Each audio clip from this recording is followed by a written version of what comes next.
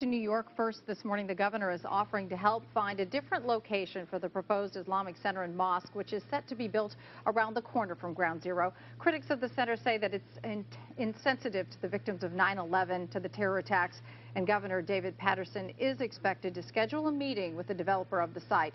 But the developer says he doesn't plan to change locations now. President Obama and New York Mayor Michael Bloomberg have both expressed support for the project. Now, the proposed mosque in New York is creating a lot of controversy. Even the president has weighed in on it, but we have a battle of over a mosque right here in our own backyard as well. There's a mosque being proposed in Temecula, and this morning we have both sides of the argument. Rhonda Deniston is opposed to the mosque, and Edgar Hopida is in support of the mosque, and you're both with us this morning. Good morning. Appreciate you being here. Let's start with you. Thank you. Edgar, give us a little bit more background on this project. Well, the Temecula Muslim community has been there since 1998, so over 12 years. Currently, they're in a warehouse near a business district, and they've grown to 150 Muslim families now. So they purchased some land 2 years ago, actually in 2000, and they're working on getting all the paperwork together to build their mosque. And so natural growth, build a mosque. There shouldn't be any kind of controversy on that. And there hasn't been a lot of controversy until now. Yeah, exactly, because I think that the controversy, actually I think it's a non-controversy because it's just a trickle-down effect from the New York City community center that's built 2 blocks away from Ground Zero. And Rhonda, you talked with some of the people that are protesting. Why are they against building this mosque? I have spoken with the opposition to Temecula, and they believe that it's a repressive ideology as opposed to religion, so they oppose all mosques. And I have to agree with Edgar that Americans are hypersensitive right now because of the issues that are going on at Ground Zero and that issue at the mosque in New York right now. So when we talk about freedom of religion, the whole idea of this group is that being a Muslim, it's not actually a legitimate religion? The folks that I have spoken with in Temecula that are opposed to the mosque in Temecula do talk about it being a repressive ideology as opposed to a religion. Okay, Edgar, what's your reaction to that? Well, I mean, all we got to do is look at the scholarly resources. Islam is one of the Abrahamic world religions, so we don't really need to comment on whether it's a repressive ideology. It's a world religion, part of the Abrahamic faiths, and I think that the whole point of it being a oppressive, ideology or political movement is, I think, just anti-Muslim propaganda. There's been also a lot of talk about the fact that some people fear it will not only be a church, but will also be a place for extremists to meet.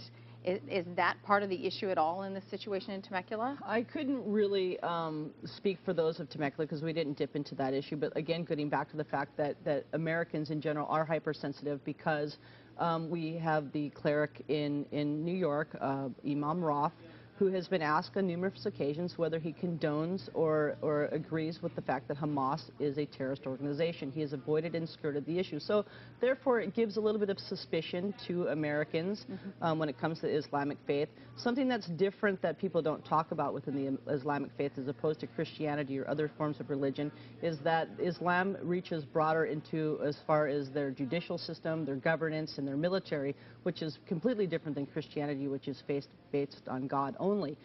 So those elements which would bring the compliance of Sharia law, which could never coexist with the Constitution because the Constitution and Sharia law are as different as night as today. And Edgar, we're seeing reaction across the country to mosques being built in different communities.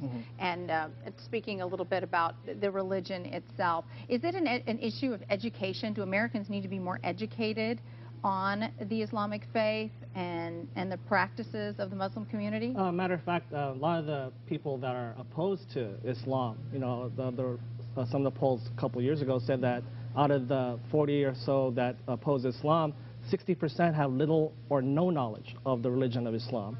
And just to comment on the thing about Islam having a judicial system, Judaism has the same thing, Jewish law, halakha.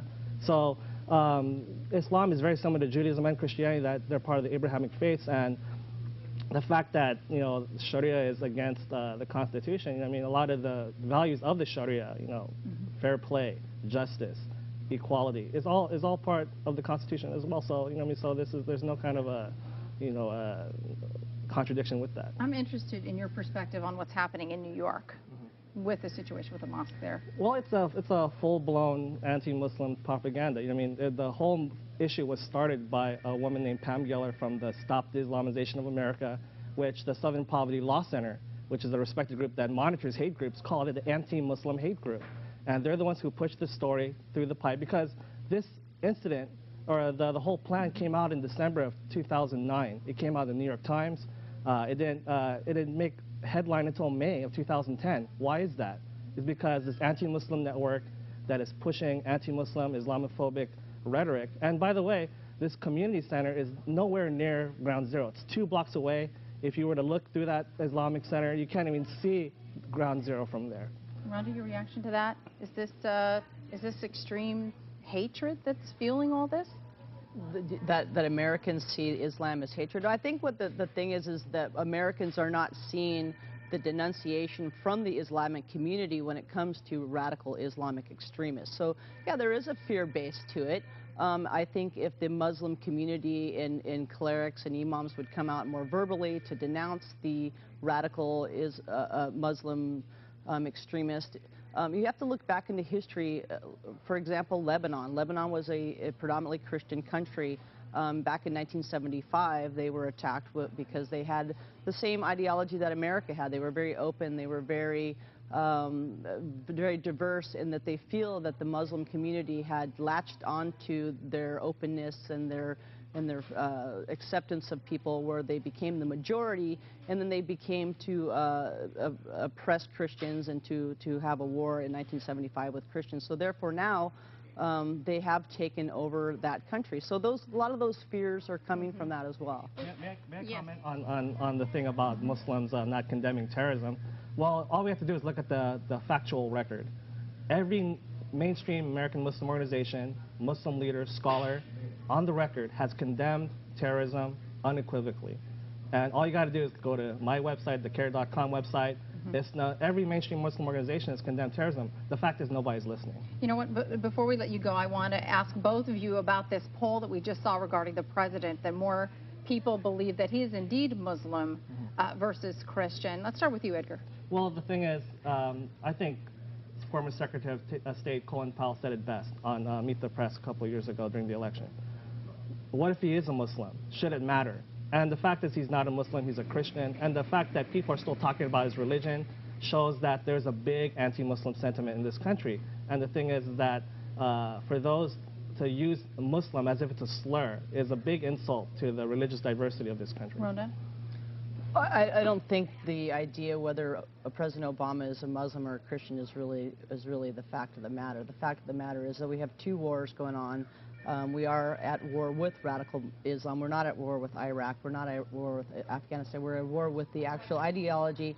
And the fact that President Obama has not participated in Christian activities within the past. Arlington Cemetery is probably the most renowned one that's happened. That gives a little bit of an eye raiser or eyebrow raiser to those that might question what his faith is. All right, Rhonda Deniston, Edgar Hopida, thank you so much for joining us today with both sides on the issue. Appreciate it. Thank you for having us.